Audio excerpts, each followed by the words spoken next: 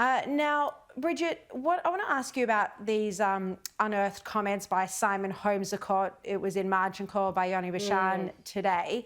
You know, the Teals claim to be pro-women. They were so critical of Scott Morrison, you know, apparently over the Me Too movement.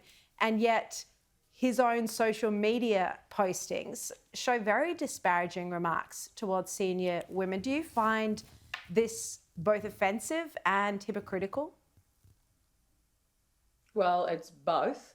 It's incredibly offensive and extremely hypocritical.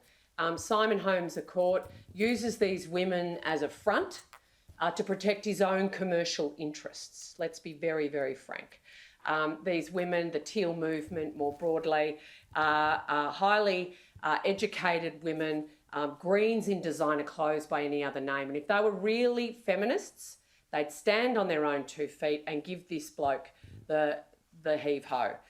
Because right now, his brand is undermining their reputation.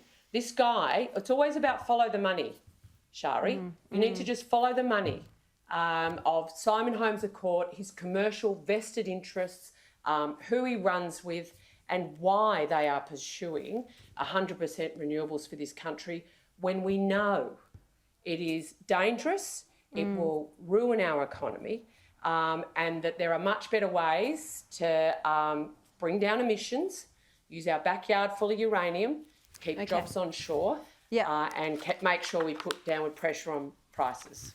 All right. I want to ask you about these comments from Donald Trump today. Now, I broke the story in the show a month or so ago that Albanese was trying to get hold of Trump and Trump wasn't taking the phone calls. Well, now there are these comments publicly from Trump today, which indicates that he is aware of the calls. Have a look. There's an election in Australia. The Australian Prime Minister is having an election this weekend. Will you speak to him about trade? They are calling and I will be talking to him. So there you go. He knows he's calling. I mean, Bridget, Donald Trump is working as a negative. Pick up. Yeah. Well, apparently It's Albanese like doesn't even know. the journos in.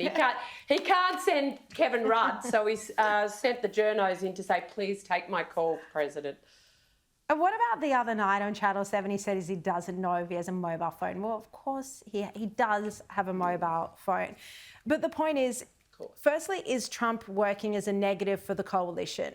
Because this was initially embarrassing that Albanese couldn't get him on the phone, but now the Trump factor is impacting, it seems, on Dutton's prospects. Well, I think we live in incredibly challenging times, and not just geostrategically, Sharri, economically and socially as well. And the solutions to these challenging times need sophisticated plans, not sort of sound bites and the 15-second grabs that sometimes you get from prime ministers in election campaigns. The Trump issue is obviously a problem not just for Australia, but right around the globe. He's a great disruptor. I would argue he's not a conservative. And I think for Peter, he's made it very clear that for us in the coalition, we have one priority, and that's our national sovereignty here at home. And he's made it very clear that should we get the great privilege come Sunday morning to be the government, then we will be putting Australians' interests first. Now, presidents come and go. The alliance, irrespective of who's sitting in the White House or who's sitting in the lodge, is strong. And we need to sort of put this into perspective. And I don't think the coalition could have been clearer around where we sit when it comes to President Trump. All right. Of course, it has been weaponised against Dutton, and Mark Carney's win yesterday, I think, is frightening a lot of people in the coalition. Bridget McKenzie, really appreciate your time.